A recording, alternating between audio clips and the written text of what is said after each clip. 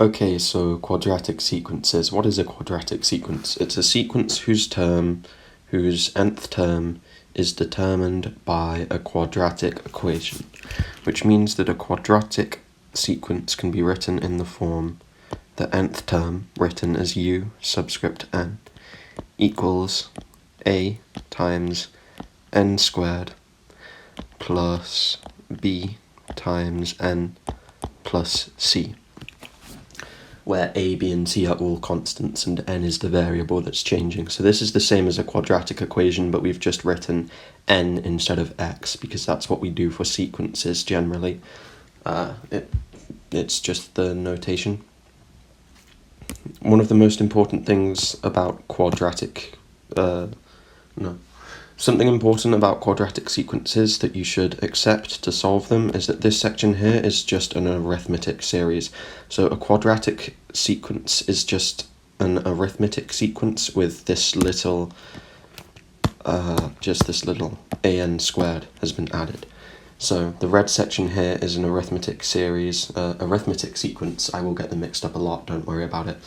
This red section is an arithmetic sequence, while the green section is the n squared term, which is what turns it into a quadratic sequence. How do you solve them?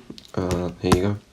So when you're solving an arithmetic sequence, you will go like so, jump from term to term, and you will try to find the difference between the terms.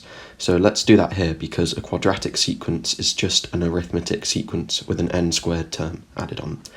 So plus 4, plus 6, plus 8, plus 10. That's the difference between each of these terms. So to get from 1 to 5, we add 4, and from 5 to 11, we add 6, and so on. If this were an arithmetic sequence, we would basically be done by now, because this would give us our coefficient for b, and then we could solve for c. But we still need to solve for a of n squared.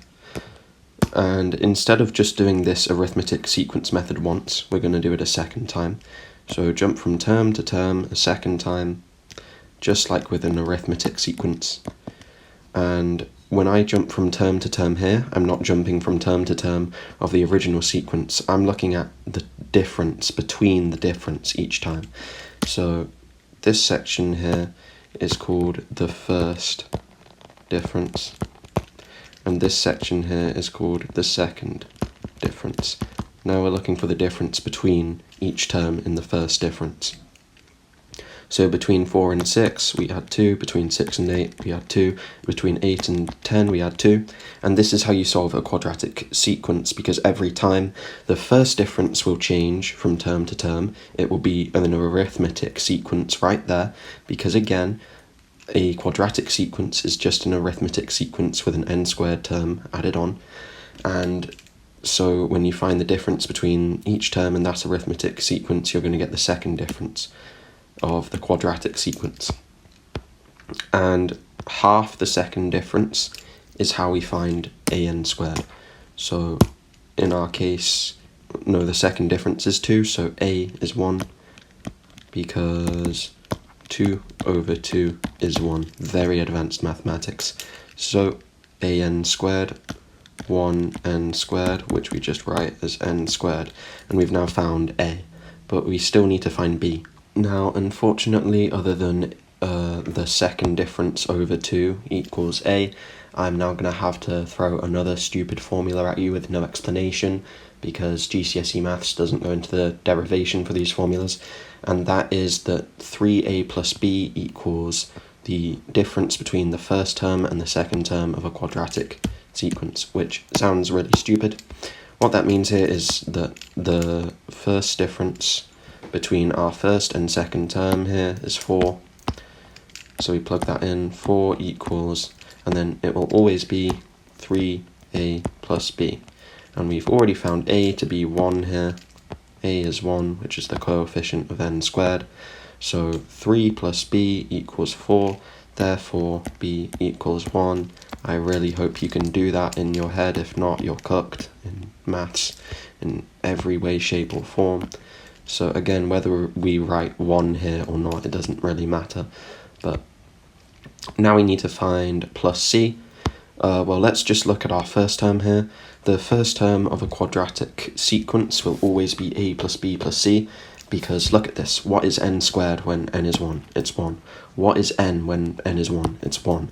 So the first term of a quadratic sequence will always be a plus b plus c. Therefore, our first term, we can set up an equation. Our first term is 1, as it's set up here, which equals a n squared, which a is 1, plus b n squared, b is 1. So it equals n squared plus n equals a plus b plus c. 1 equals 1 plus c. Now, what does c have to be in order for 1 to equal 1 plus c? This is the really tricky part. No, it's not. Equals 2 plus c. C is negative 1. So, minus 1. So now we have found that a is 1, that b is 1, and that c is negative 1. We can substitute our values for a, b, and c into the general formula for a quadratic sequence to find the nth term of this particular quadratic sequence of 1, 5, 11, 19, 29. And we get u subscript n equals 1 n squared plus n minus 1. So a is 1, b is 1, c is negative 1. And that is the nth term of this particular quadratic sequence. Now, again, the two stupid formulas that you need to remember are that a equals equals the second difference divided by 2. That's a, okay? Where a is what's multiplying this n squared term that's being added on to the original arithmetic sequence. The second formula is that 3a plus b equals the difference between the first term and the second term. To write that formally, I'll write that as u subscript 2 minus u subscript 1. If you would like the proofs for these, if you would like me to prove these statements, you're going to need to go find that yourself, and it will not help you pass your maths exam because you don't need this for GCSE. I'm really sorry, nobody teaches proofs at GCSE. Very sad. But remember these two formulas. If you remember that a is the second difference, the three key things to remember are that there's a first and second difference, that the second difference is always constant, it's the same number, but that the first difference is in and of itself an arithmetic sequence, that there's another arithmetic sequence here, which you add an an squared term onto to get a quadratic sequence. That's just a neat little thing. And that you can find the coefficients of the quadratic sequence with this formula.